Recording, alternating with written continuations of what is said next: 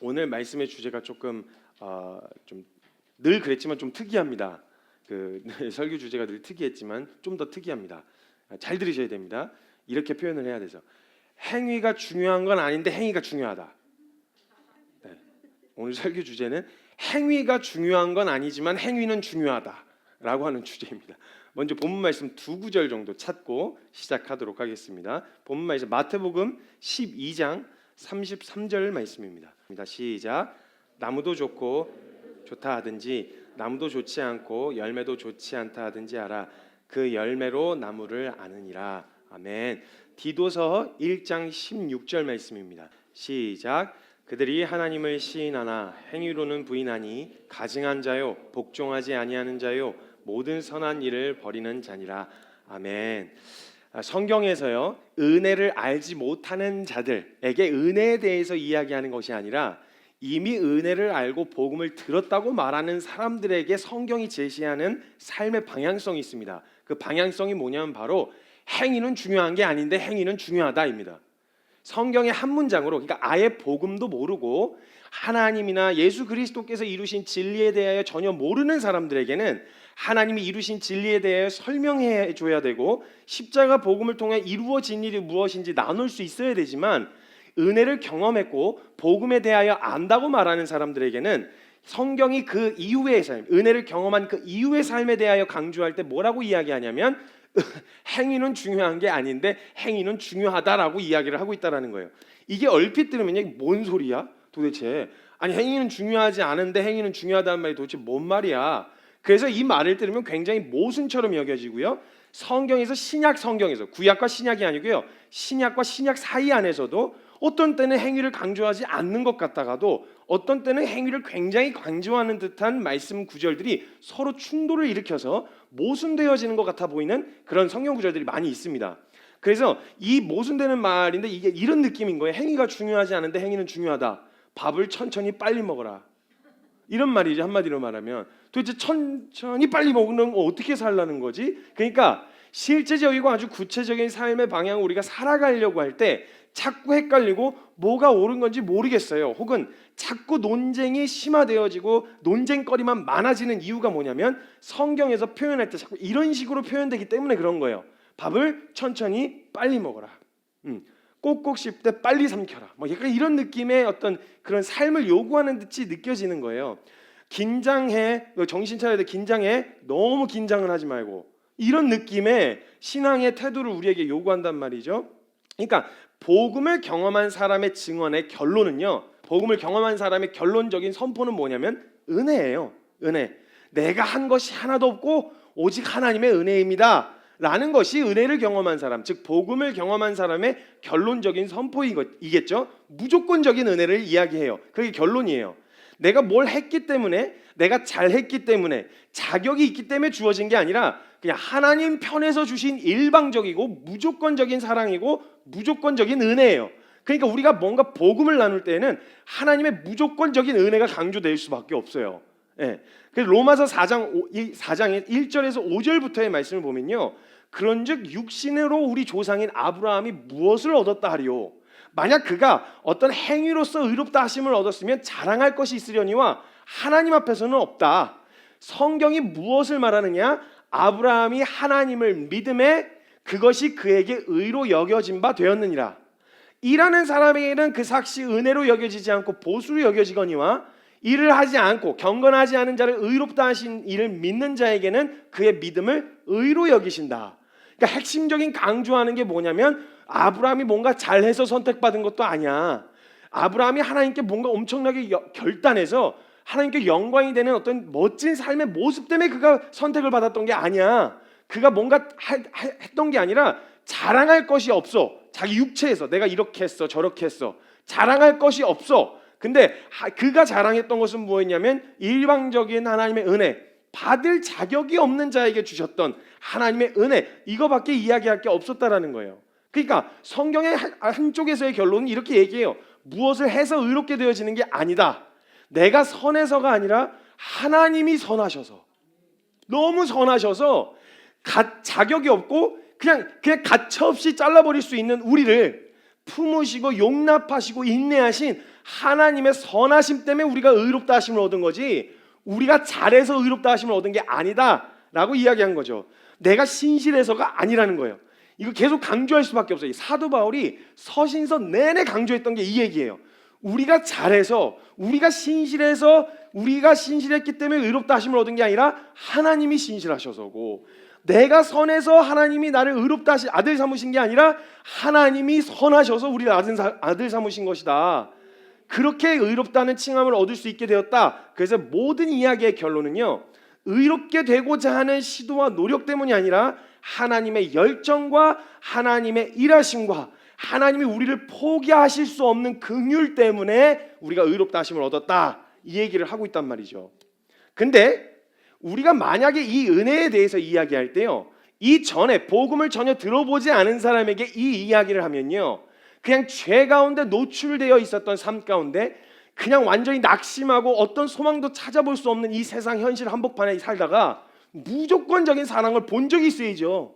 무조건 용납과 은혜를 본 적이 있어야죠. 그러니까 이 은혜가 받아들이지 않기로 결정했다면 모를까, 이걸 진짜 제대로 들여다보려고만 한다면 이런 사랑이 존재해? 말이 안 돼서, 이건 진짜 말이 안 돼서 아마 받아들이기 어려울 거예요. 근데 진짜 존재한다면 이런 사랑이 어디 있겠어요? 이런 은혜가 어디 있겠냐고요.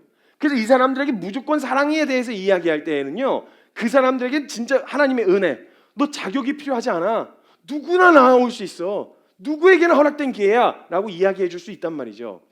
근데 이 복음을 알고 복음으로 알아서 복음의 삶, 그러니까 하나님의 아들 된 삶으로 살아가려고 하는 사람들에게 있어서 이 의대를 경험하지 않은 사람에게는 그것의 그 행위에 대하여 강조하지 않고 그 어떤 뭐랄까 본질에 대하여 강조하게 되어지는데요, 희한하게 믿음으로 살기로 결정한 사람들에게는 삶의 분명한 태도를 요구해요.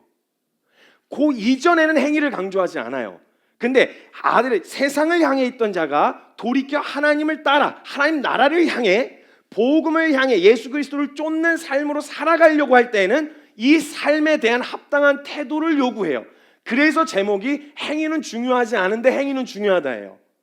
그래서 이걸 최대한 구분시키려고 성경의 저자들이 애를 많이 썼어요.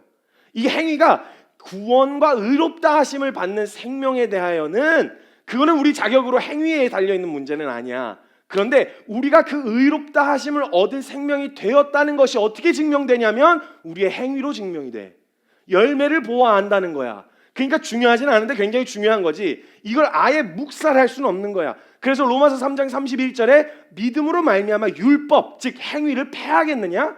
그럴 수 없느니라. 도리어 굳게 세우느니라. 이따가 이 말씀을 한 번 더 설명할 거예요. 세운다라고 이야기를 하고 있단 말이죠. 그러니까 이 절대적인 은혜를 경험한 사람은요, 재밌게도 행위를 강조할 수밖에 없어요. 행위에 대해서 이 삶에 대해 합당한 삶의 모습과 태도를 갖춰야 돼, 가져야 돼. 이걸 강조하게 될 수밖에 없다는 거예요. 왜냐면요, 은혜 입은 자의 그 이후의 삶 있잖아요. 복음을 경험하고 와, 삶이 내가 세상을 쫓아 행하던 삶으로부터 돌아서서 주님을 쫓아야 되겠다라고 오름을 쫓기로 결정한 삶은요, 은혜 입은 자의 그 이후의 삶은요, 나로서는 결코 살 수 없었던 삶이었잖아요. 근데 그 살 수 없던 삶이 복음으로 말미암아 가능한 생명이 됐어요. 의를 쫓는 것과 선을 행하는 건 내게서 선한 것이 나올 수 없었기 때문에 원래는 못 살았단 말이에요. 그래서 어차피 안 되니까 행위를 강조하지 않아도 됐어요. 근데 이제는 예수 생명이 되었다, 예수 그리스도의 생명으로 힘입고 살게 되었다라고 되었을 때는 이제 그 삶이 가능한 삶이 됐어요. 선을 행하는 것과 선을 쫓아가는 삶이 가능해졌단 말이에요. 그러니까 가능하니까 뭐 하라는 거예요? 하라는 거예요. 너가 이제는, 예전에는 존재 자체가 그걸 할 수 없는 생명이었는데 이젠 존재 자체가 그걸 할 수 있는 생명이 되었어. 은혜를 경험했잖아. 사망에서 생명으로 옮겼잖아. 죄인에서 의인이 됐잖아. 이제 의인은, 예수 생명으로 살아가는 의인은 의를 행할 수 있어. 선을 행할 수 있어. 그러니까 뭐라는 말이에요? 선을 행해, 의를 선택해, 옳다고 하는 것을 결정해, 이거예요. 그래서 행위를 강조할 수밖에 없어요. 은혜를 제대로 경험한 사람은요, 계속해서 죄인에 퍼질러 있었던 습관을 허용하거나 무조건적인 은혜만을 강조하지 않아요. 진짜 은혜를 경험하면 그 다음에 야, 이 은혜가 어떤 은혜냐, 너 어떻게 받은 은혜야, 이걸 어떻게 깨닫게 되는 은혜야? 이 은혜를 알면 당연히 이 생명이 되었고 살 수 있게 되었으면 해야지, 걸어야지. 걸을 수 없는 사람이, 생각해 보세요. 안진뱅이를 이렇게 세웠어요. 낫게 했단 말이에요. 근데 안진뱅이가 일어나서 힘만 주면 걸을 수 있는 생명이 됐어요, 이제는. 근데 일어났는데 아우, 또 이렇게 세웠는데 아우, 그래서 안 걸어. 그럼 뭐라고 얘기하겠어요? 걸어. 일어나서 걸어. 이젠 너 걸을 수 있다니까. 근데 한 번도 걸어본 적이 없어서요. 아, 이게 앉아 있는 게 익숙한데요. 전 이렇게 가는 게 더 익숙해요. 이러면서 계속 손으로 만약 이렇게 된다면요, 얼마나 답답하겠어요. 베드로하고 요한이 성전 미문에 있는 안진뱅이한테 일어나, 나사렛 예수 그리스도의 이름으로 명하노니 너 일어나 걸어라라고 명령했어요. 걸으라고 명령했단 말이에요. 만약에 안진뱅이를 고쳐주지 않은 채로 걸으라 했으면 이건 말이 안 되죠. 근데 그가 나을 만큼 뭐 페이를 해서 돈을 줬다거나 어떤 행위를 해서 고침을 받은 게 아니에요. 하나님의 절대적인 은혜였죠. 그 은혜로 걸을 수 있는 생명이 되었다면 명령할 수 있는 거예요. 걸어라. 그 생명을 사용해. 그 생명을 써. 그 은혜를 입어서 얻게 되어진 그 생명을 누려. 뛰어다녀. 막 걸어. 아직 연약해서 막 하도 안 걸어가지고 막 다리가 후달려. 근육을 강화해. 운동해. 이렇게 강조하게 된단 말이에요. 그러니까 행위를 강조하지 않고 무조건적인 은혜만을 계속 이야기하면서 연약함에 대해서 합리화시킬 수 있는 명분을 계속 제시해 주는 건 뭐냐? 이 사람이 아직 변화받지 못한 생명처럼 대하고 있는 거예요. 아직도 자기 입으로 떠먹을 수 없는 영유아, 완전히 어린 아이처럼 대하고 있는 거예요. 어떻게 우쭈쭈 하면서 애기처럼 대해드려야겠어요? 평생을? 씹어 먹을 수 있으면 이제 밥을 먹어. 언제까지 이유식 먹을 거야? 6살이 됐는데도 도시락 싸갖고 다니면서 이유식을 먹을까요? 우리의 신앙이 그런 식으로 자, 괜찮아, 에이 뭐 그럴 수 있지, 육체를 입고 살아가는데 계속 이 말을 저희가 여러분을 위로를 해드리면서 어린아이의 수준에 머물러 있도록 그 생명이 이제 가능한 삶이 되었는데 마치 가능하지 않은 이전에 복음을 경험한 적도 없는 사람들처럼 대하고 그대로 허용하고 내버려 두는 게 과연 그 나이에 맞는, 그 성장 속도에 맞는 사람처럼 대해주는 게 맞을까요? 아니란 말이죠. 그래서 행위를 강조할 수밖에 없어요. 이거는 행위로 의롭다 하심을 얻기 위하여 하는 게 아니라 의롭다 하심을 얻은 생명으로 살아가게끔 하는 거예요. 그게 행위예요. 그래서 행위는 중요하지 않은데 행위는 중요한 거예요. 의에 이르는 것은요, 결코 행위로 되어지는 것이 아니고요, 내가 선을 쫓아 행하고 옳음을 따르며 내 정욕으로 무절제해서 규모 있는 절제된 삶이 가능해진 그 생명과 능력을 갖게 됐다는 거예요. 그러면 우리가 그 생명을 가졌다는 것을 실제 삶으로 증명하고 증언하는 게 바로 믿음으로 살아가는 삶의 행위예요. 이걸 성경에서 다르게 표현하려고 해서 믿음의 행함이라고 이야기했죠. 왜냐하면 행위 같은 단어를 쓰면 헷갈릴 테니까 야고보서에서 행함이라고 이야기했어요. 행위라고 하지 않고. 그리고 성경에서 이것으로 의롭다 하심을 얻으려고 하는 사람들에게는 행위라고 얘기했고요. 이건 그때 제가 주일 설교 때 한번 행위인가 행함인가라고 하는 주제로 말씀을 나눴었습니다. 못 들으셨던 분들은 그 키퍼스 처치 유튜브 채널에 가시면 행위인가 행함인가라고 하는 주제 그 영상이 있습니다. 네. 그래서 의에 이르는 것은요, 결코 행위로 되어지는 것이 아니지만 이미 의롭게 되었다는 믿음을 갖고 있는 자에게는 우리의 믿음의 행함으로 삶에서 나타나는 삶의 모습으로 증명해야 된다는 거예요. 나 의롭다 하심을 얻은 생명이에요. 나 이제 이렇게 살 수 있어요. 나 이게 가능해졌어요. 남들은 무모하다고 말해도요, 전 이걸 선택할 근거를 가지고 있어요. 이게 삶의 실제적인 영역에서 드러날 수 있게 되어진다는 거예요.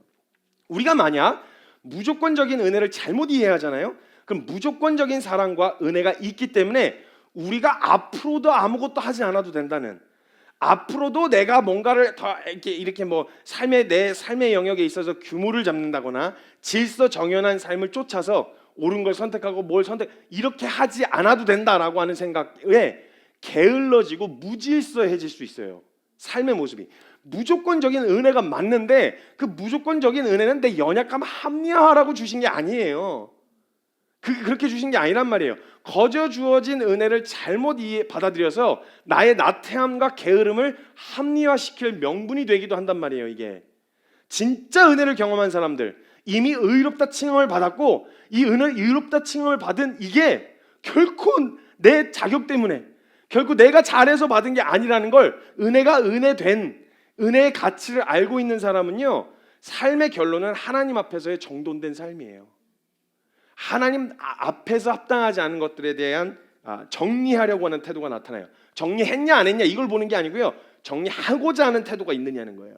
우리의 삶의 방향성이.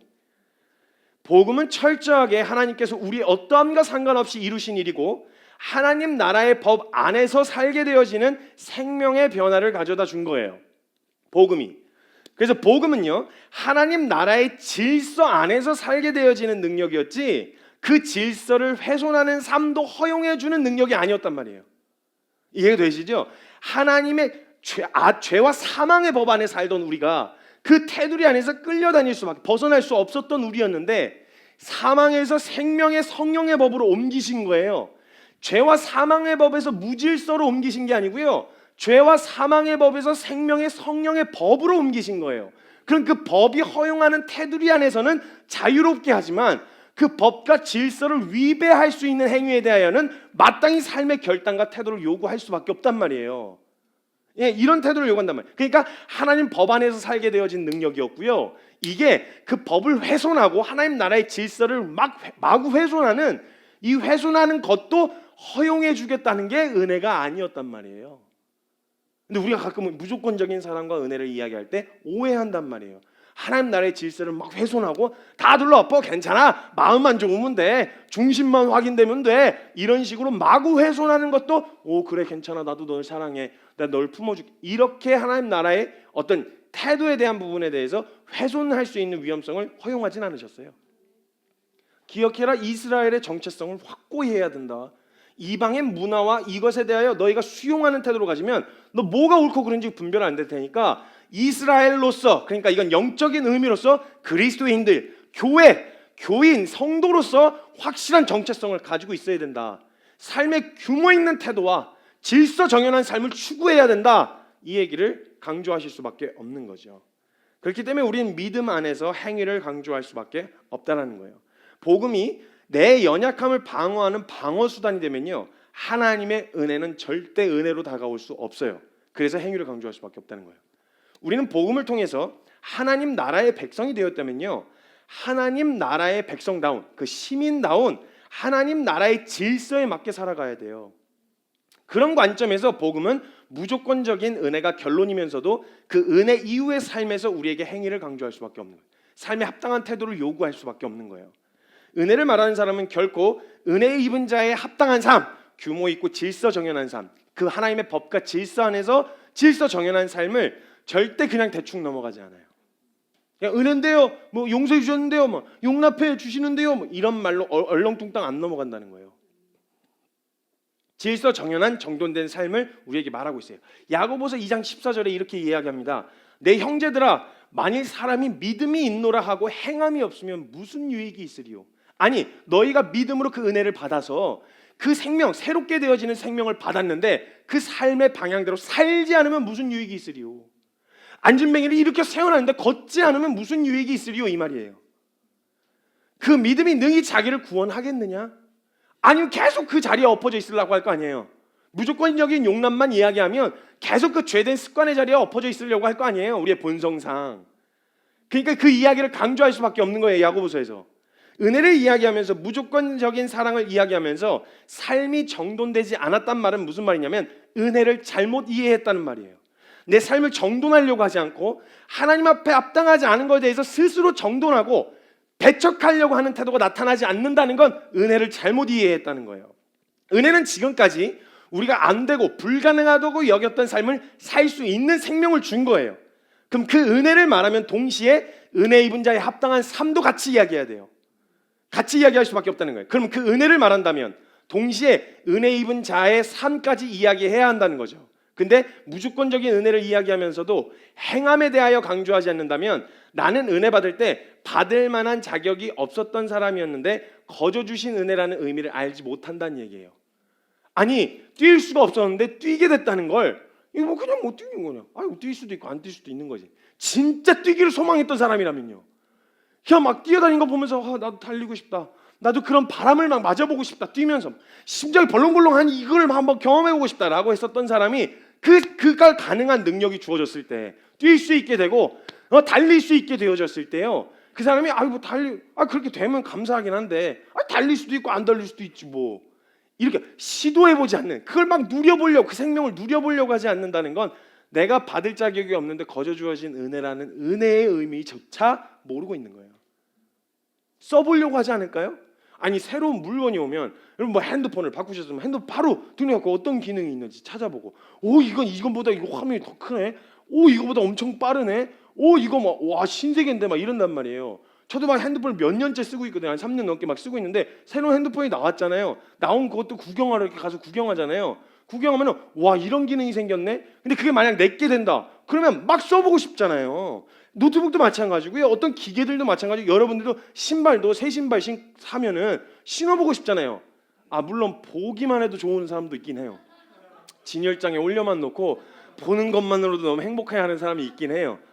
이건 모으는 거에 대한 취미인 거고, 뭔가를 사용하려고 샀으면 쓸 때 착용할 때 있잖아요. 내 것이 되었을 때 처음 착용하는 그 느낌이요.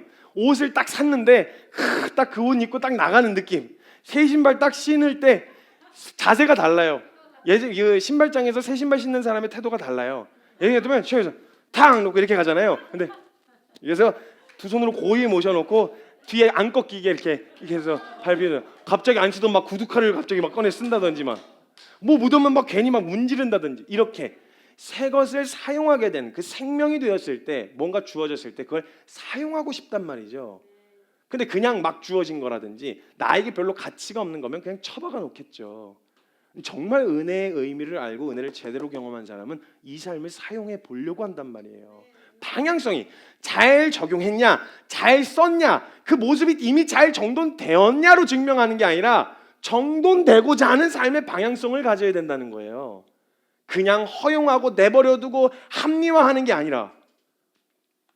그러니까 만약 이런 태도, 믿음의 행함을 강조하지 않는다, 은혜를 이야기하면서 행함에 대해서 이야기하지 않는다는 말은 무슨 말이냐면, 그 은혜, 자격 없는 자에게 거저 주신 은혜의 의미를 전혀 알지 못하고 있다라는 이야기라는 거죠. 그런 사랑받을 만한 자격이 있어서 받은 거라고 하는 착각 속에 살고 있다는 걸 증명하는 거예요. 예수 그리스도의 십자가는요, 나로서는 할 수 없는 자기 부인을 가능하게 합니다. 왜냐하면 자기 부인한다는 건 죽는다는 얘기인데, 근거 없이 죽는다는 게 얼마나 두려운데요, 인간에게. 근데 죽음 뒤에 부활 있고, 반드시 죽어도 다시 살리시는, 그리고 절대 죽지 않게 하시는 하나님의 능력이 준비되어 있다면 자기 부인이 가능해지고, 정욕을 따르지 않고 절제하는 삶이 가능해지고. 이걸 강조하잖아요. 금욕주의에 뭐예요? 뭐 수도원이에요? 뭐 그런 것까지 막 다 그러려고, 막 어떤 구체적인 행위에 대한 통제가 아니라 내 삶에서 하나님 앞에 합당하지 않은 것을, 이건 옳아요 그러요 이런 걸로 막 분별하려고 하지 않고, 내 안에서 성령 하나님이 탄식하시면서 불편하게 하시는 영역들을 스스로 하나님 앞에 하지 않으려고 하는 시도, 이 생명 이전에는 가능하지 않았는데 가능한 생명이 되어서 해보려고 하는 시도, 이거 말하는 거예요. 이런 태도, 이걸 가능하게 한 생명이 바로 복음의 능력이었단 말이에요. 선택할 수 없었던 걸 선택할 수 있게 하고, 걸을 수 없는 방향으로 걷게 하는, 이게 바로 복음의 능력이었다고요. 하나님의 사랑과 은혜는요, 처절한 사랑을 가능하게 해요. 우리가 생각하는 감상적이고 따뜻하고 막 생각만 하면 설레고 두근두근한 이런 게 아니라, 심장이 두근두근이 아니라 벌렁벌렁거리는 처절한 사랑이에요. 처절한 사랑. 그 사람을 품기 위해 내가 아파야 되고 막 같이 찢어지는 이 처절한 사랑을 가능하게 하는 생명이에요. 이게 복음의 능력이에요. 그리고 치열한, 막 피 터지기까지 싸우는 치열한 죄와의 싸움을 가능하게 한 생명, 이게 바로 복음의 능력이란 말이에요. 이걸 단지 은혜 이전에 행위로서 의롭게 되어진다고 말할 때 그 행위로 보면 안 된다고요. 처절하게 사랑하려는 것과 피 터지게 죄와 싸우려고 하는 것과 막 처절한 자기 부인과 이런 삶의 모습을 행위로 보면 안 된다고요. 이건 행위가 아니에요. 은혜 입은 자가 은혜를 누리는 거예요. 그것이 가능한 생명이 되어서 그 생명을 누리는 거예요. 근데 이걸 자꾸 행위로 취급해버리는 거예요. 뭐 하겠어요? 할 용기를 뺏는 거예요. 누가 제일 좋아하겠어요? 사단이 제일 좋아하죠. 고이 처박아놓고, 사놓고는 고이 처박아놓는 거랑 똑같은. 정말 받을 자격이 없다는 것을 알았던 사람은요, 그 은혜를 생각할 때마다 이 은혜가 내게 어울리지 않는 자리라는 걸 매 순간 볼 수밖에 없어요. 야, 이 생명이 내게 가능한, 그러면 진짜 이 값진, 이 가치 있는 이 은혜를 떠올릴 때마다 다 용서받았으니까 이제 아싸, 이제 내 마음대로 해야지, 이런 삶의 태도가 나타나지 않는다고요. 이전에 있는 죄책감 다 떨어버렸네? 오케이, 이제는 이제 또 새롭게 리셋해서 살 수 있구나, 이런 게 아니란 말이에요. 빚을 잔뜩 져가지고 신용불량자가 됐는데, 빚을 탕감해, 희년 제도로 인해서 빚을 탕감해 줬어요. 그럼 다시 영이 됐네? 또 빚을 질 수 있겠구나, 이게 아니잖아요. 그 끌려다니던 거 생각하면, 빚쟁이들한테 끌려다니는 거 생각하면 다시는 빚지지 말아야지, 이거 다시는 그 자리에 서지 말아야지, 이게 합당한 태도잖아요. 그게 탕감받은 자의 합당한 태도. 이걸 어떻게 행위로 보냐고요. 이걸 어떻게 그냥 율법주의로 보냐고요. 율법주의란, 분명히 다시 말씀드립니다, 행위로서 내가 하나님 앞에 의롭다 하심을 얻으려고 하는 시도가 행위예요. 성경에서 말했던 행위. 그러나 믿음으로 말미암아 의롭다 하심을 얻은 자들은요, 믿음으로만 얻게 되어진 그 은혜가 값진 은혜이기 때문에 그 은혜에 합당한 삶을 살려고 몸부림친단 말이에요. 이걸 행위로 보지 마세요. 이걸 자꾸 어쩌는 막 율법주의니 뭐니 이런 말로 덮어가려고 하지 마세요. 삶에 합당한 태도, 말씀 보자, 기도하자, 사랑하자, 자기 부인하자, 이걸 어떻게 행위로 보냐고요. 이건 합리화예요. 지금 제가 말씀드리는 건 자기 부인 했냐 안 했냐, 성경 봤냐 안 봤냐 갖고 뭐라 하는 게 아니잖아요. 봐야 된다라고 말하는 방향성을 제시한 거잖아요. 근데 이것도 만약 부정한다, 이거는 은혜를 경험했다고 보기가 어렵죠. 자기 삶으로 증명하는 거죠. 그래서 성경이 말하는 거예요. 그 나무는 열매를 보면 안다. 어디에 젖붙임 바 됐는지 그 열매를 보면 알게 되는 거예요. 좋은 나무에게선 좋은 열매가 나오겠지, 나쁜 나무에게선 나쁜 열매가 나올 거고. 근데 진짜 젖붙임 바 된 생명 안에서 이전에 나쁜 열매가 맺혀지려고 할 때마다 그걸 허용하지 않으려고 하는 태도는 이제 그게 가능해졌으니까 해야 되는데 허용하고 내버려 둔다. 그럼 이전의 삶으로 그냥 살겠다는 거죠.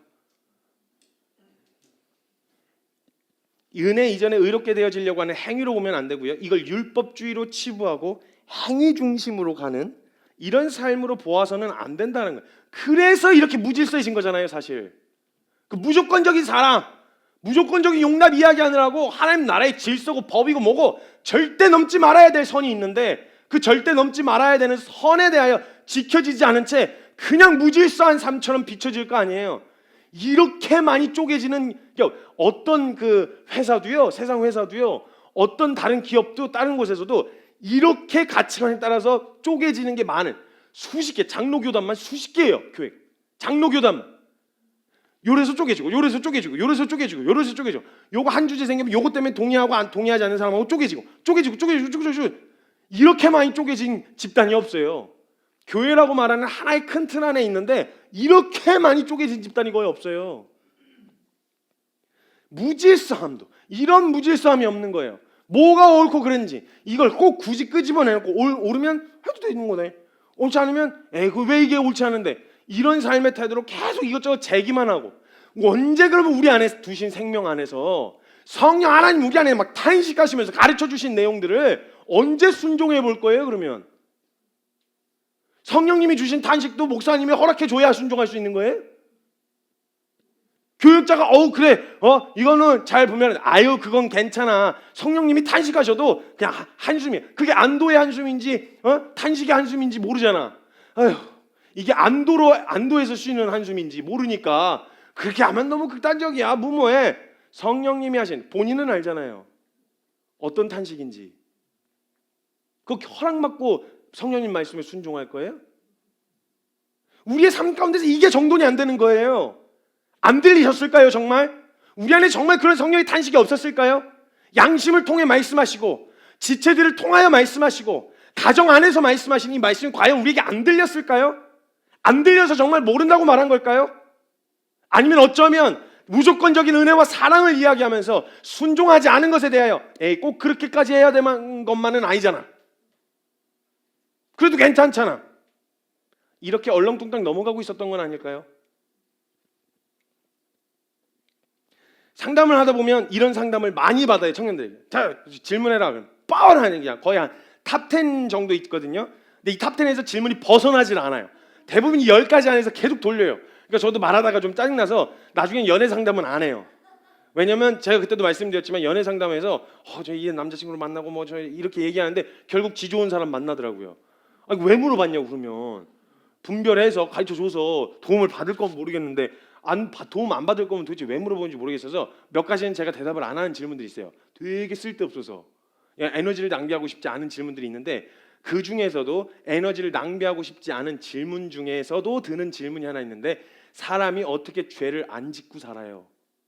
이건요, 질문 자체가 삐딱한 거예요. 이건 질문이 아니에요. 그러니까 난 그렇게 살겠다고 결정하고 묻는 거예요. 그럼 정말 안 지을 수 있는 방법 가르쳐드리면 안 짓기 위한 처절한 싸움을 싸울 준비는 되고 묻는 걸까요? 아니, 성경에서 만약 그 방법을 구체적으로 명시하고 있고 죄를 안 지을 수 있는 삶의 원리를 제시하고 있어서 그 삶의 방향을 제시해 주면 진짜로 그렇게 처절하게 피 터지게 싸우면서 그 자리에 다시는 죄 짓지 않으려고 그 삶을 살려고 묻는 걸까요? 어떻게 죄를 안 짓고 살아요? 보통 이렇게 물어요. 태도가 그냥 막 투정 부리는 거예요. 어떻게 죄를 안 짓고 살아요? 인간 육체를 입고 있는데, 이 땅에서 살고 있는데. 그러면서 이제 역으로 공격을 해요 저한테. 난 가만히 있었는데 막 회사 가봤어요? 세상이 얼마나 치열한지 알아요? 온실 속에 화초에 있어가지고 말이야 그거 아냐고 막 이런 식으로 또 역으로 공격을 해요. 온실 속에. 그럼 저는 또 그러면 이제 돌죠. 저는 또 그럼 넌 이렇게 살아봤어? 넌 공동체로 이렇게 해서 막 사람들하고 막 치고받고 싸우면서 막 좋은 사람들하고만 노는 게 아니라 그냥 막 일을 가는 이 새끼 막 이걸 막 참고 인내하고 조절하고 절제하고 이 삶에 대해서 너 살아봤어? 넌 해봤어? 서로 각자 다 다른 영역에서 살아가는 각자의 영역에 싸움이 있어요. 뭐 누가 더 세고 누가 더 약하고 이런 거 아니에요. 다 그냥 진짜 어느 영역이든 제대로 살려고 하면 그 치열함이 어디에나 있어요. 저도 마찬가지고 저희 삶의 현장에서 싸우는 삶도 마찬가지예요. 저는 어느 게 더 치열하다, 어느 게 더 이렇게 생각 안 해요. 뭐가 더 뛰어나다.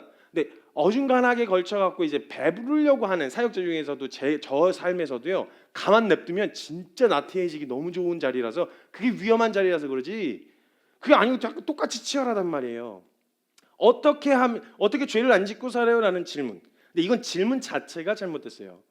어떤 순간에도 설령 동일한 유혹 앞에 서게 되어졌을 때, 이전과 은혜를 몰랐을 때 동일한 유혹 앞에 서게 되어졌을 때, 내가 은혜를 받을 만해서 받은 게 아니라 자격 없는 자로서 은혜를 받았다고 말하면요, 그 질문을 어떻게 할 수 있겠어요? 어떻게 죄를 안 짓고 살아요?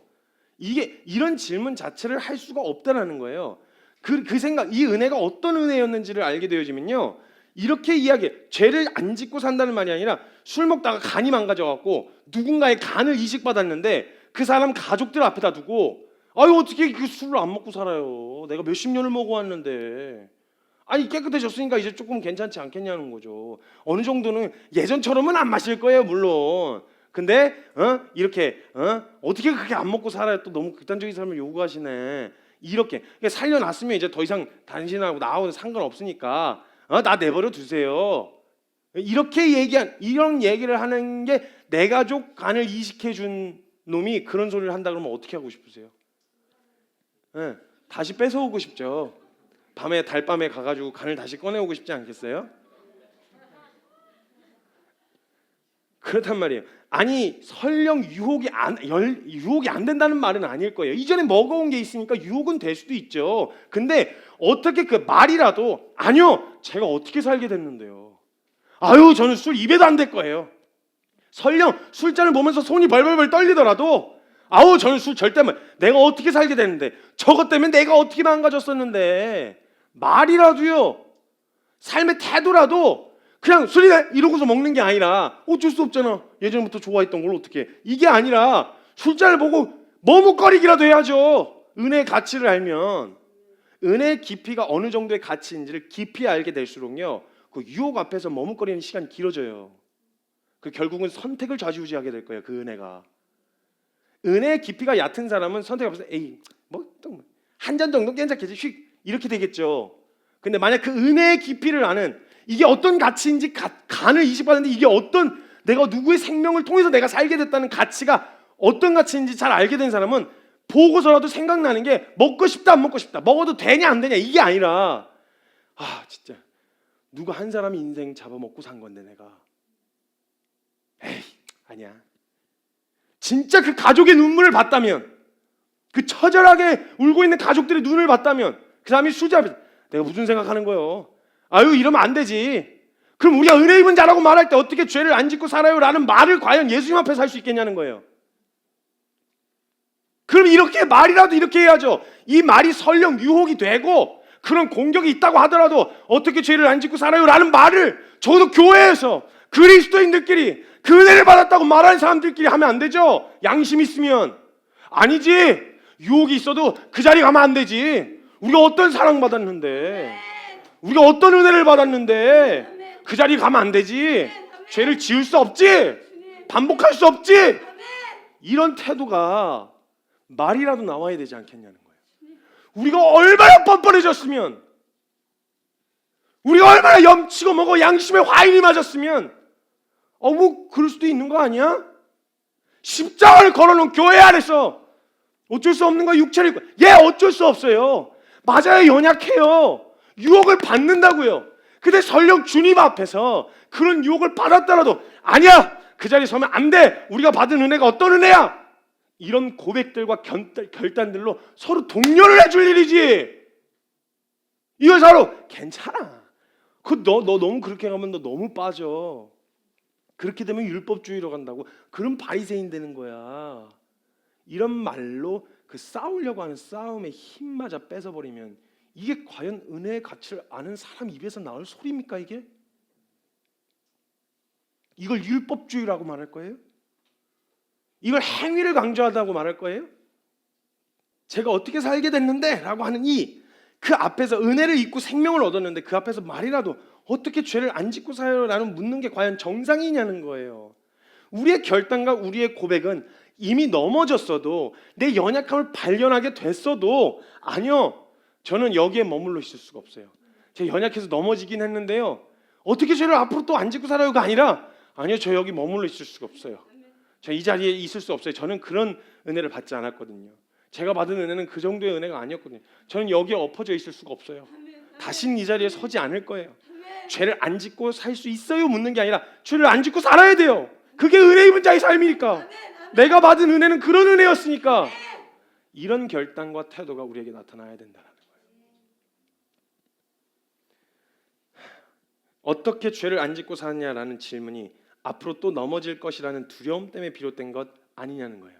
아니, 어쩌면 우리가 갖고 있는 두려움은요, 또 넘어질 것이라고 하는 두려움이 아니라 그렇게 고백하고 나면 내가 원하는 것을 더 이상 하지 못하게 될까 봐 두려움 때문일 수 있다라는 거예요.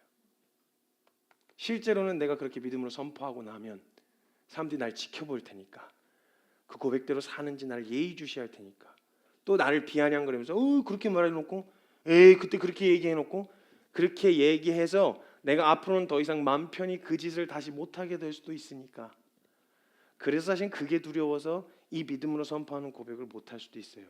진짜 제대로 아는 사람이면 앞으로 넘어질 게 아니라 오늘 다시 안 하겠다라고 하는 결단을 해야 되죠. 작심삼일이었어도, 지금까지 내가 살아왔던 삶이 작심삼일 인생이었어도 작심삼일했다고 앞으로도 작심삼일 할 거야? 그럼 그 정도까지 하려는 건 아닌 거예요. 작심삼일이어도 작심사일이 될지 어떻게 알아요? 작심사일이 작심오일이 될지 어떻게 알아요? 그럼 오늘 고백하고 오늘 결단할 때는요, 다신 넘어지지 않을 것처럼 고백하는 거예요. 다신 그 자리에 서지 않을 것처럼 결단하는 거예요. 회개는요, 다신 죄 짓지 않을 것처럼 하는 게 회개예요. 회를 지을 수도 있어요. 주님, 다음 주에 또 기도할 때요, 또 회개하게 될 수도 있어요. 이런 염두를 하지 않고 고백하는 게 믿음의 고백이고요, 이런 염두를 하지 않고 하나님 앞에 엎어지는 게 그게 자복이고 회개예요. 그 이후에 발견되는데 연약함이 있냐 없냐 이걸 계산하지 말자고요. 지금 어차피 아직 일어나지 않은 일에 대하여 두려움 때문에, 아니면 이게 아니라면 그럼 말 그대로 내가 하고 싶은 걸 못하게 된다라고 하는 두려움 때문에 안 하고 있는 거죠. 아니라면 진짜 이 삶을 소망하고 있다면 오늘 고백할 수 있어야죠.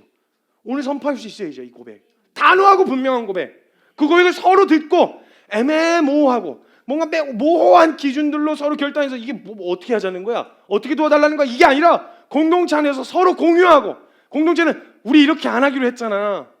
우리 이렇게 서지 않기로 했잖아. 우리 다시 이 자리에 서지 않기로 했잖아. 우리 같이 서자. 그냥 넘어가지 말자. 놓치지 말자. 이걸 서로 격려해 줄 수 있어야죠. 공동체 안에서.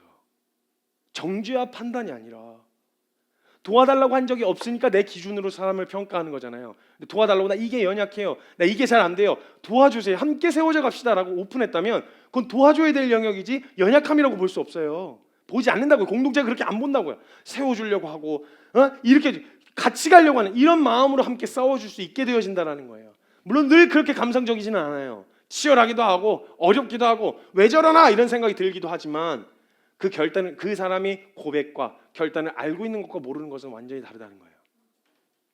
근데 우리가 만약 은혜를 너무 강조하다 보니 앞으로의 삶의 영역에서 행위를 자꾸 배제하게 되어지는 거예요. 신앙의 균형은요, 이럴 때 얘기하는 거예요.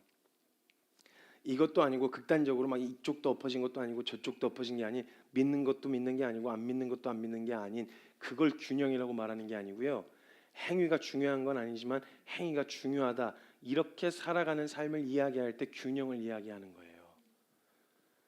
이상한 데다 자꾸 균형을 갖다 붙여가지고 밸런스를 맞춰가지고 너무 주님 앞에 지나치게 빠지지 말아라, 너무 지나치게 믿지 말아라, 광신도적인, 여러분 너무 믿는 건 문제가 안 돼요. 주님을 덜 믿는 건 문제가 돼도 너무 믿는 건 주님한테, 아니 주님이 감당이 안 되시겠어요?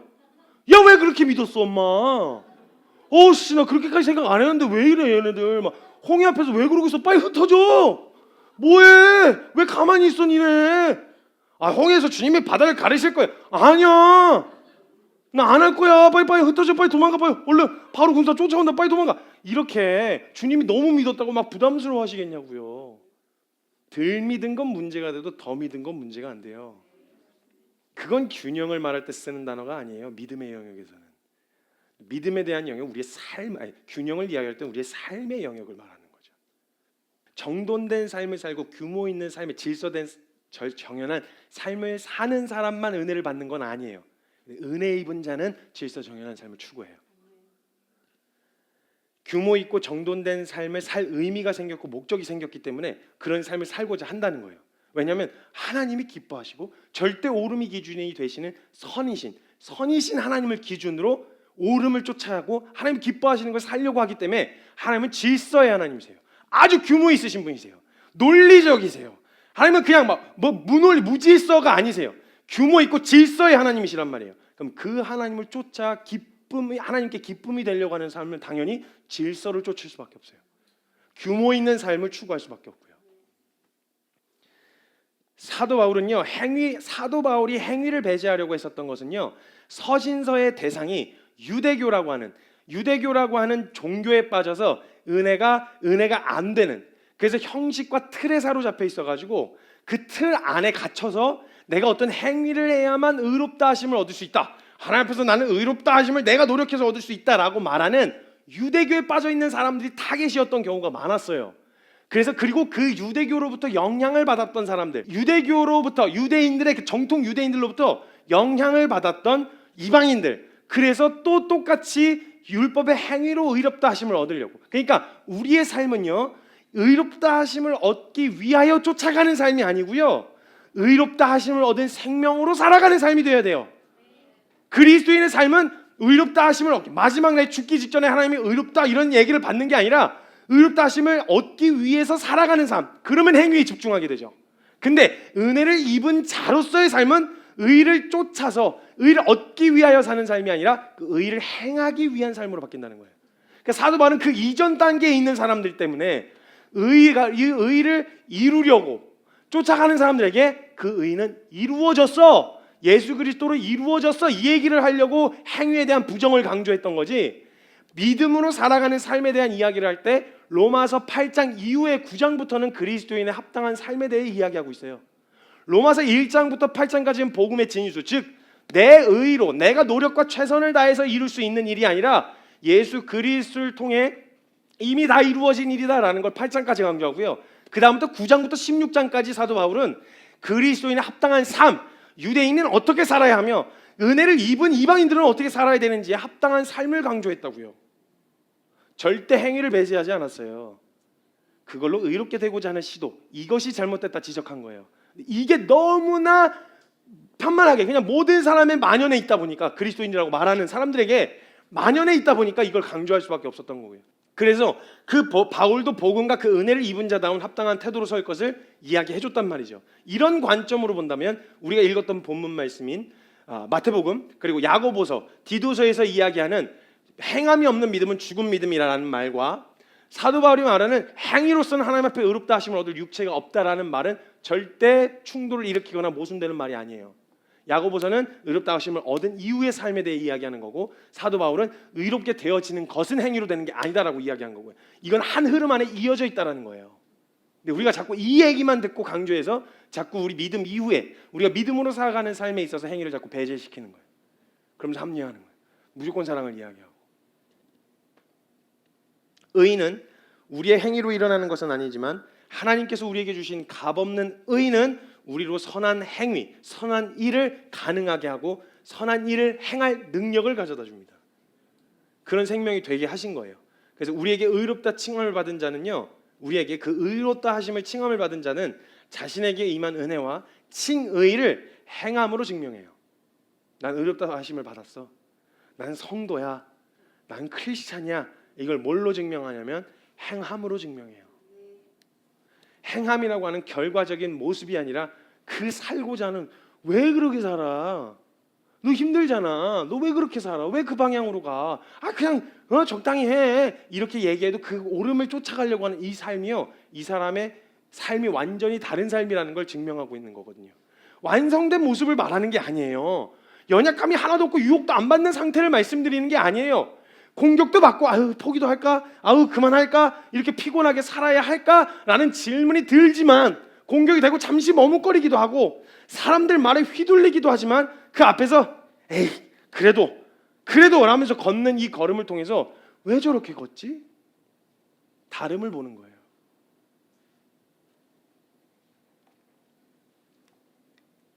그렇게 걷는 걸음을 가잖아요. 선한 일을 해야 한다. 그리고 낙심하지 말고 계속 해야 한다.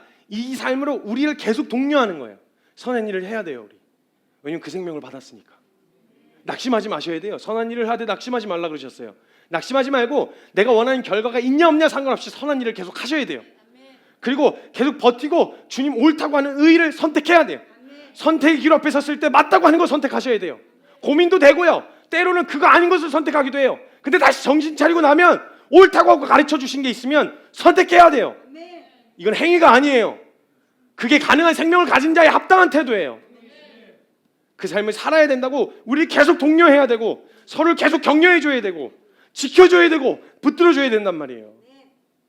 우리의 삶에 선한 일을 하고자 하는 끊임없는 시도가 나타나야 되는 거예요.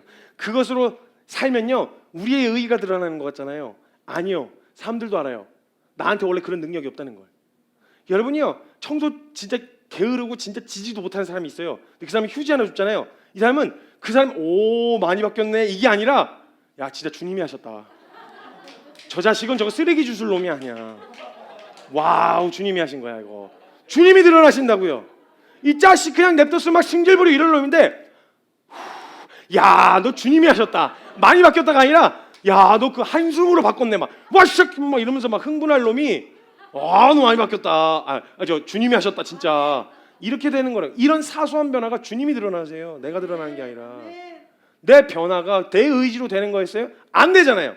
지금까지 봤잖아요. 증명됐어요. 십수년, 수십 년을 통해서 내게서 선한 게 나올 수 없다는 거. 그럼 그런 내게서 선한 게 나왔다? 주님이 하신 거죠. 이게 증명되는 거야. 선한 싸움을 싸우게 하고, 죄와 치열하게 싸우게 하고, 치열하게 자기 부인하게 하고, 처절하게 사랑하고자 몸부림치는 이 삶이 가능해졌다? 야, 이건 너에게서 나올 수 있는 게 아니다. 너가 뭘 붙들고 그렇게 사는 거야? 나도 좀 보자. 궁금하다. 야, 이렇게 오게 되어졌을 때 가장 건강한 교회가 될 거라고 믿어요. 예수 믿으면 이렇게 된대. 예수 믿으면 이렇게 변해. 예수 믿으면 이런 상황. 이렇게 약을 팔아서 예수 믿는 게 아니라, 처절해 보이는데 뭔가 달라. 똑같이 절망스러워하고 똑같이 어려워하는데 자식은 다시 일어날 근거가 있네. 뭐야 너에게 그 일어날 근거가? 나도 좀 알자. 많지는 않을 거예요. 이렇게 쫓아오는 삶은 정확하게 보여주면. 왜? 별다를 게 없으니까. 오히려 희생하고 고생하는 게 더 많아 보이니까 이걸 쫓아서 올 사람은 많지는 않을 거예요. 근데 쫓아오는 사람은 제대로 쫓아갈 거라는 거예요. 또 상담을 하다 보면 그런 얘기를 들어요. 사역이나 선한 일을 하다 보니 그게 자꾸 나의 의의가 되는 것 같아요. 막 이걸 하다 보니까요, 봉사를 하다 보니까 이게 어느새 내 의의가 돼 있어요. 이걸 내가 막 착한 일을 막 더 하다 보니까 이거 다 남들에게 보여주기 위해서 이렇게 하는 거 아닌가, 이게 내 의의가 되고 있어요. 이런 얘기를 한단 말이에요. 그럴 때 기억하세요. 아까도 이야기했지만 그런 선한 건 절대 당신에게서 나올 수 없다는 것을. 당신만 빼고 다 알아요. 그 일을 가능하게 하신 건 주님이시라는 거. 너만 빼고 다 알아요. 기억하셔야 돼요. 무슨 의의가 돼요? 아니, 누구도 당신 의의로 생각 안 해요. 내가 선행을 많이 베풀었다? 다 안다니까요. 당신만 착각하고 있다라는 걸 아셔야 돼요. 아, 나만 이렇게 생각하는 거구나. 주변 사람 다 주님이 하셨다고 알고 있겠구나. 이렇게 생각하시면 된다고요. 그러니까 보면서 야, 진짜 주님 살아계신다. 주님 최고. 아, 어떻게 네가 그걸, 와, 진짜 불가능한데 주님이, 이건 주님 아니고 하실 수 있는 일이 아니다. 이런 고백이 나오는 삶이야말로 진짜 증인 아니겠어요? 이런 사람의 삶이 멋있어 보이겠어요? 막 뭔가 되게 이런 삶이 아니에요. 막 깨지고 막 그렇게 살려다 보니까 부딪히기도 하고 깨지기도 하고 마음이 낙심하기도 하고 막 얼굴 흘러내리는 표정도 있긴 하지만, 그러나 이 방향을 포기할 수 없는, 이 방향에서 물러설 수 없는 그 사람이 뭐냐 도대체, 너를 거기다 붙들어 놓는 게, 거기 매기 만들어 놓은 게 도대체 뭐야, 궁금하게 만들 수 있는 그런 삶이요. 우리가 진짜 은혜에 합당하게 살고 있는지는 나의 변화를 보거나 나의 정돈된 삶을 보고 와, 저 사람 진짜 대단하다가 아니라 야, 저 사람 보니까 진짜 하나님 살아계신다 라는 이런 이야기를 할 수 있게 되어지는 삶, 이게 은혜 입은 자의 삶이죠. 그래서 사도 바울도 말하기를 뭐라고 얘기하냐, 나는 나의 약함을 자랑한다. 그분의 능력이 내게 머물게 되어지니까, 그분의 능력이 내게서 드러나게 되어지니까 난 나의 약함을 자랑한다. 그러나 이 삶의 방향은 내가 포기할 수 없지. 약함도 있고 내가 이 삶을 살기엔 부족함이 있지만, 근데 난 이 삶의 방향성을 절대 놓칠 수 없어 라고 이야기하는 거예요. 그래서 나를 쳐서 복종시킨다 그래요. 자꾸 사도 바울, 내가 나를 쳐서 복종시킨다. 복음을 살아내고 믿음으로 살아가는 삶은요, 행위를 강조하는 것보다는 하나님에게서 우리에게 주신 은혜를 누리는 삶을 이야기하는 게 맞아요. 그런데 결코 무질서한 삶이 아니라는 걸 우리가 잊지 말아야 합니다. 나라마다 법이 존재하고요, 질서가 존재해요. 법이 구체적이지 않고 뭉뚱그리거나 법이 제대로 규정되어 있지 않은 곳은요, 원초적인 힘에 의하여 질서가 정해지죠. 근데 그것도 질서예요. 힘의 원리에 따라서 질서가 정해지잖아요. 법이 있고 규율이 질서 정연하게 잘 갖춰져 있는 시스템 안에서는 그 법과 질서가 존재한다는 거예요. 어딜 가나 공동체마다의 법과 질서가 존재해요. 우리는요, 복음을 통해서 죄와 사망의 법에서 해방됐다가 결론이 아니고요, 그 죄와 사망의 법에서부터 벗어나서 그 벗어난 것으로 통해서 생명의 성령의 법으로 옮겨진 거예요. 적용되는 법이 달라진 거예요. 죄와 사망, 날 올가매던 것에서 벗어나서 이제는 내 마음대로, 내가 하고 싶은 대로, 내가 세운 질서, 내가 세운 규율대로 살아가는 게 아니라 정확한 다른 법이 적용되는 나라로 옮겨진 거예요.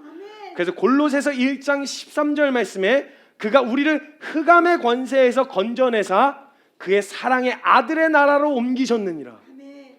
아들의 나라의 시민이 된 거예요. 그럼 우리는 어느 나라의 법을 적용받느냐?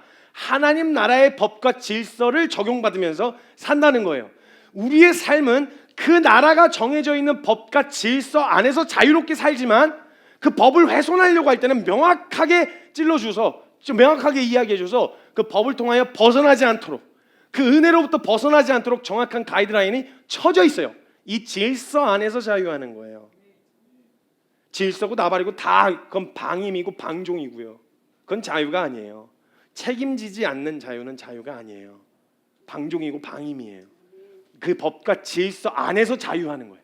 마치 우리가 이 안에서 법과 질서가 있지만 이 안에서 자유로운, 우리가 의지적으로 결정할 수 있는 영역 안에서 자유롭게 살아가듯, 하나님 나라 안에서도 허용된 범위 안에서 그 법과 질서 안에서 자유를 누리는 거예요. 그때 그 법과 질서 안에서 허용하면 먹는 것도 어떤 영역에서는 괜찮은 것, 이런 것도 허용되어지는 범위가 있지만 절대 양보 안 되는 범위가 있어요. 만약 죄와 사망의 법에서 무질서로 옮겨지잖아요. 그럼 무슨 이상한 헛소리가 나오냐면, 하나님 사랑하셨어, 죄와 사망에서 법 건져내셨잖아. 그러면 동성애니 뭐니 이런 거 다 괜찮은 거 아니야? 분명히 말씀드렸습니다. 하나님과 법과 질서 안에서 자유하는 거예요. 그걸 다 훼손시키면서 하는 게 아니고 절대 넘지 말아야 할 선이 있어요. 근데 그걸 넘어가면서 하나님 사랑이시다. 그럼 저보고 이야기하라는 거예요. 동성애에 대해서 죄라고 이야기할 거면 성경 구약 시대에서 이야기했었던 그 이거 먹지 말아라 저거 먹지 말아라 그럼 돼지고기 족발 달린 거 먹지 말아야 되는데 저 족발 진짜 좋아하거든요. 그럼 이거 뭐냐? 이거 죄 아니냐? 그리스도의 법이 제정됐어요. 구약에서 신약으로 넘어갈 때 예수 그리스도께서 이루신 그리스도의 법으로 완성된 법이에요. 제정이 됐다고요. 구약에 있었던 머물러 있었던 옛 그 법, 그러니까 연약한 법이라고 말하는 옛법 뭐라고 얘기하죠? 성경에서 정확한 묘사한 게 있는데 이전에 있었던 생명의 성령의 법과 예전에 옛법 율법의 법 그 행위로만 할 수 있었던 그 법 이게 폐하여지고 새로운 예수 그리스도께서 율법의 요구도 충족시키시면서 완전한 자유까지 주시는 새로운 법을 완성하셨어요. 신약 때. 이때 허용하지 않으셨던 게 동성애예요. 로마서 1장에서 정확하게 이야기하고 있는데 이걸 무슨 자꾸 구약에다 갖다 붙여가지고 막 그때 그러면 하지 말라고 얘기하셨던 거 다 안 해야 되는 거 아니냐. 문자 그대로 받아들이면 여러분 그리스도께서 이루신 법이 가장 완전한 법이에요. 그 법과 질서 안에서 절대 넘지 말아야 될 선이 몇 가지 있는데 그 중에 하나가 요 문제였어요. 이걸 무슨 사랑이니 뭐니 이야기하면서 이걸 허용해라 마라 이런 얘기를 우리가 떠들 주제가 아니라고. 이건 정확한 법과 질서 안에서 되어야 하는 거예요. 그건 사랑이 아니에요. 방종이지. 단지 죄와 사망의 권세에서 벗어나게 되어진 것으로 그쳐진 게 아니라 아들의 나라로 옮겨진 거예요. 우리는 복음과 은혜를 통해서 죄와 사망의 법으로부터 방금 반복해서 말씀드리지만 자유롭게 되어진 것이 다가 아니라 하나님 나라의 아들의 나라의 백성으로 시민으로 살게 됐다는 정체성을 잊지 마셔야 돼요. 그 나라는 정확한 기준과 법과 질서와 규율이 있습니다. 이걸 무시한 채로 이걸 다 제껴놓은 채로 내 원함대로 살면서 무조건적인 은혜를 이야기한다? 하나님 그렇게 무질서하지 않으세요. 법은 본래의 목적은요 정죄의 목적이 아니라 보호의 목적입니다. 그 법 테두리 안에서 사는 사람들에게 다른 피해가 가지 않도록 법의 보호를 받을 수 있도록 살게 하는 게 법의 목적이에요. 그러니까 그 질서 안에 있기만 하면 그 법은 나를 지켜주고 보호해 준다는 거예요. 넘지 말아야 될 선을 넘지 않았을 때 우린 그리스도 예수 안에 생명 안에서 은혜에서 벗어나는 위험성으로부터 안전하게 지켜줄 수 있다는 거예요. 생명의 성령의 법이 죄와 사망에서 무질서한 내가 왕이 된 삶으로 옮겨진 게 아니라 하나님이 왕 되시는 나라로 옮겨진 거예요. 다만 나를 올가매고 속박하고 있었던 것에 대해서 풀렸다고 생각해서 내 마음대로 살게 되어지면 안 된다는 거예요. 이것만큼 무질서해질 수가 없어요. 아들의 나라의 질서 안에서 살게 되는 거예요. 하나님 나라의 백성다운 삶, 하나님 나라의 시민다운 삶의 방식, 모습, 행동, 행위, 가치관 이런 삶이요. 복음은 절대 건져만 놓은 상태가 아니라 고아의 삶을 버리게끔 하고 아들다운 삶을 취하게 만드는 거. 요거까지가 복음의 능력이에요. 그렇다면 복음과 은혜를 알고 있다면 우리는 하나님의 법과 질서를 근거하여 시민다운 행위로서 준법 정신으로 모범 시민으로 살 의무가 있죠. 법을 지켜야 할 의무가 있다라는 거예요. 그런데 행위를 강조하지 않고 도대체 이걸 어떻게 지키죠? 함께 지켜나가자, 함께 서자라는 말을 하지 않고 무조건적인 은혜만 이야기하면서 이 삶의 규모를 도대체 어떻게 잡죠? 제가 말씀드린 건 어떤 행위, 이건 해도 된다, 저건 해도 된다 이 얘기를 하는 게 아니에요.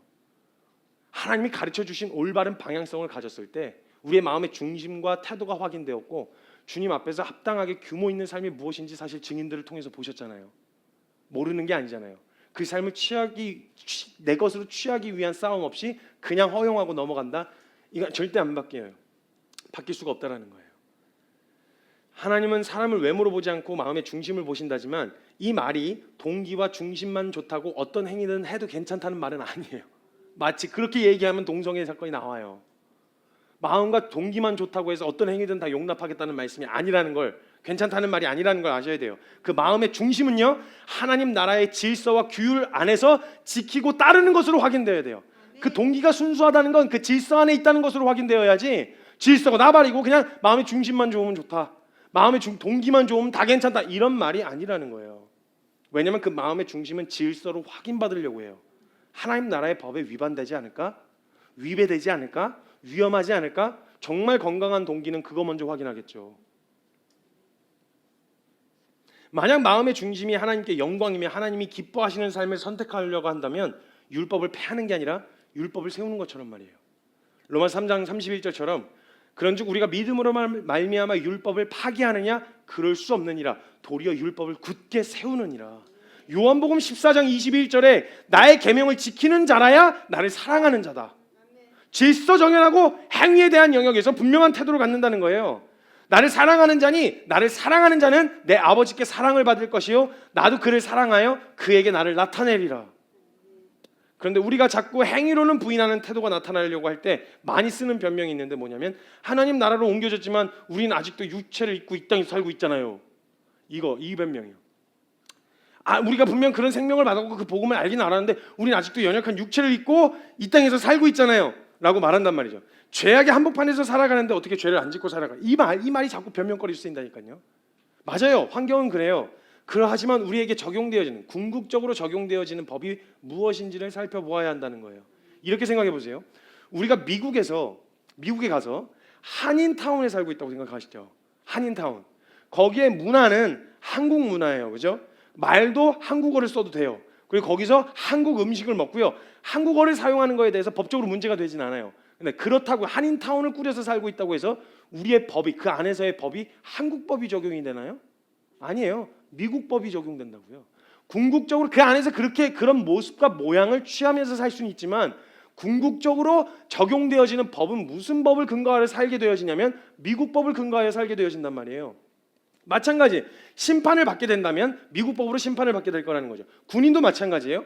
공무원법에 보면요 품위 유지 의무가 있어요. 품위 유지 의무. 품위를 훼손시키거나 어떤 행동도 공인으로서 품위를 훼손할 수 있는 일차 행위에 대해서 훼손하게 되어지면 처벌을 받아요. 남들은 별거 아닐 수 있는데 품위 유지 의무라는 게 있어요. 군인도 그래요. 군인도. 그래서 품위 유지를 해야 돼서 실외에선 탈모가 안 돼요.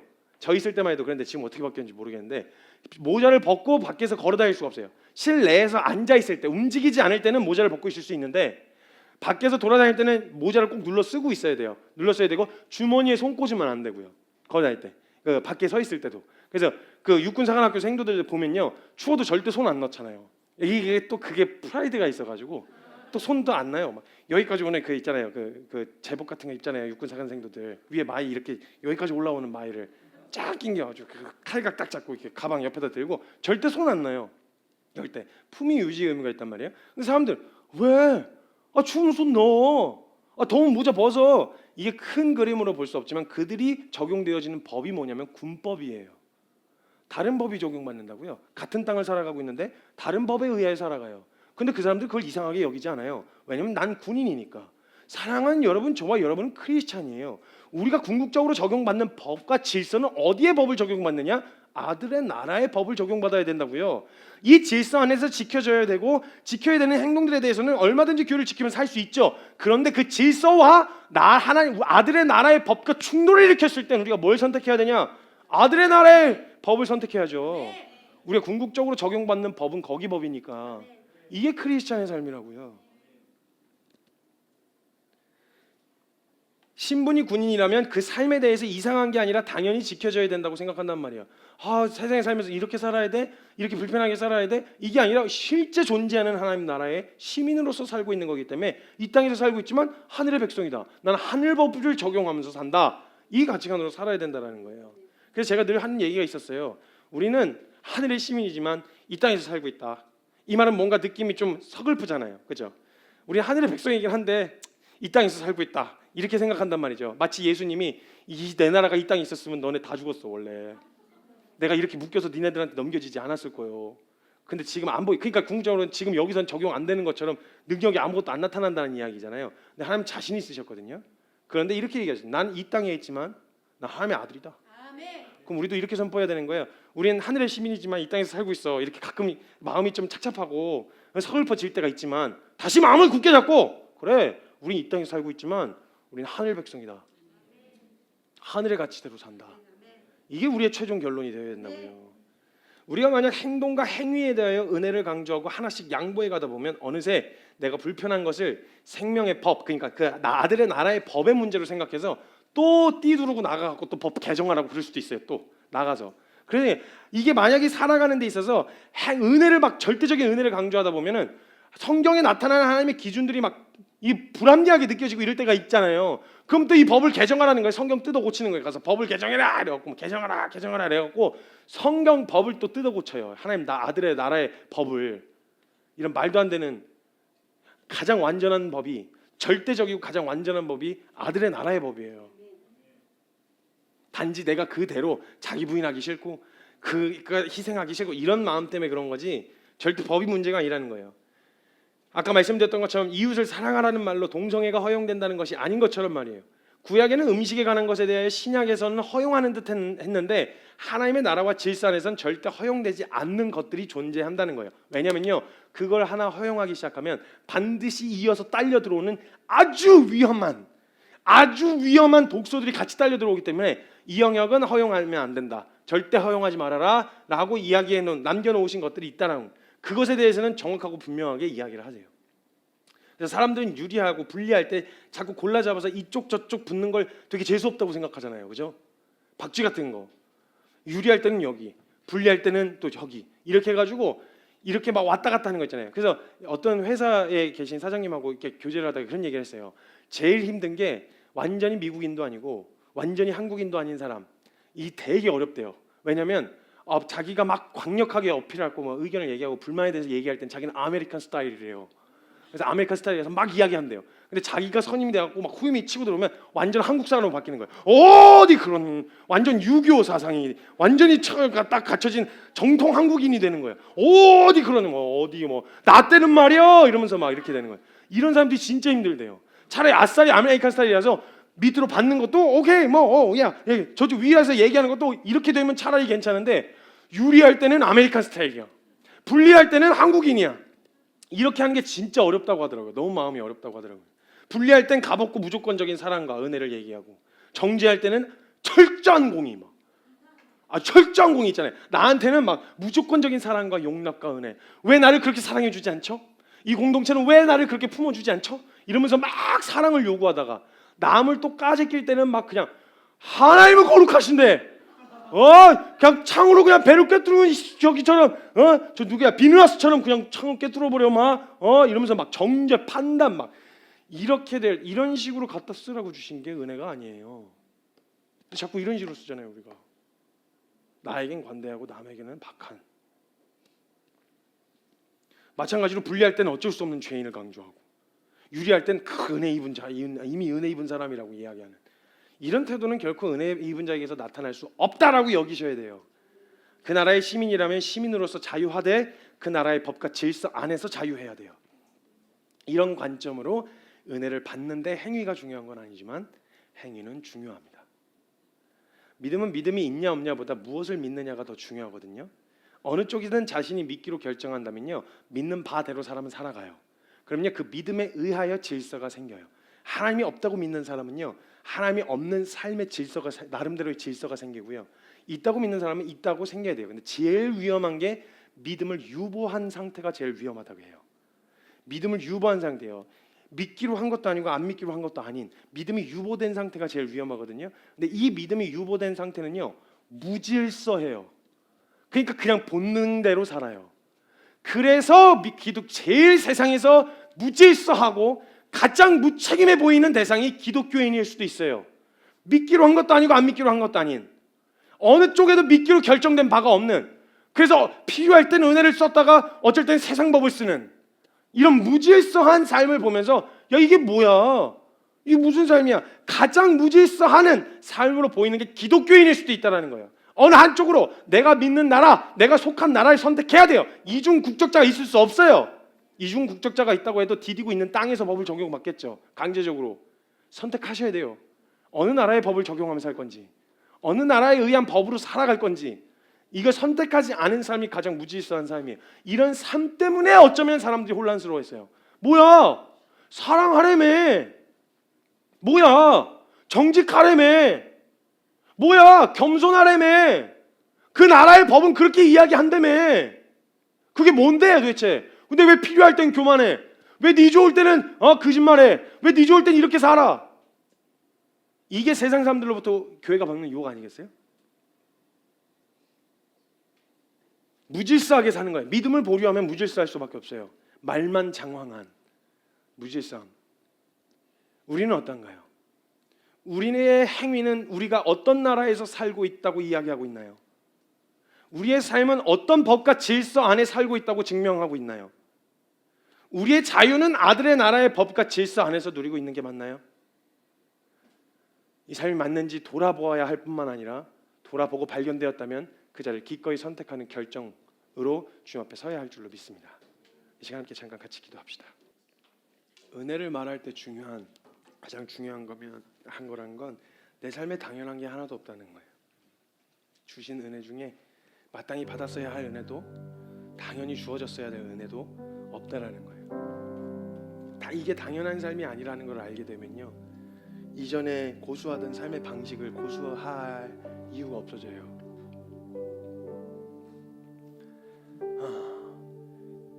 하나님 나라에 속한 시민이 되었다면요, 제 마음의 소망함은 당연히 그 법을 잘 준수하는 모범 시민으로 살고 싶어요.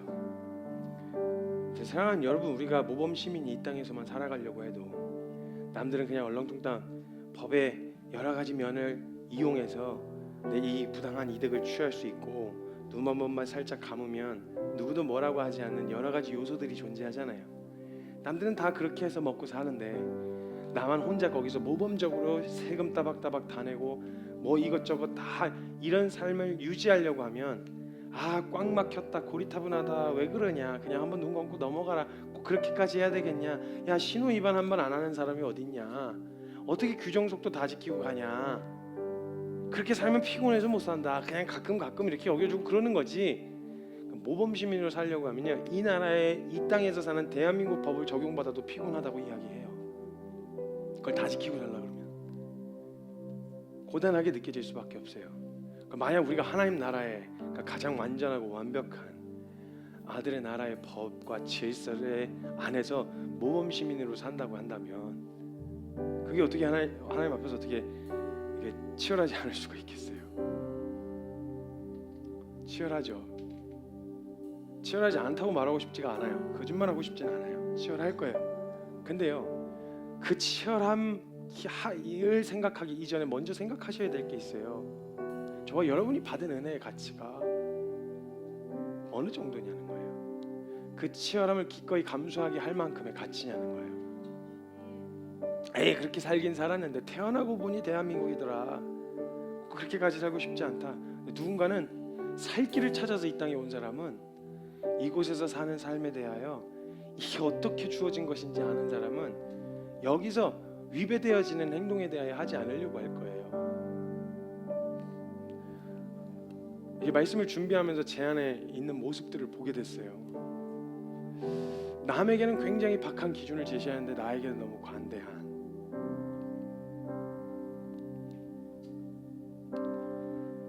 치열하게 살아가고 싶은 마음이 없는 건 아닌데 치열함이 너무나도 싫은,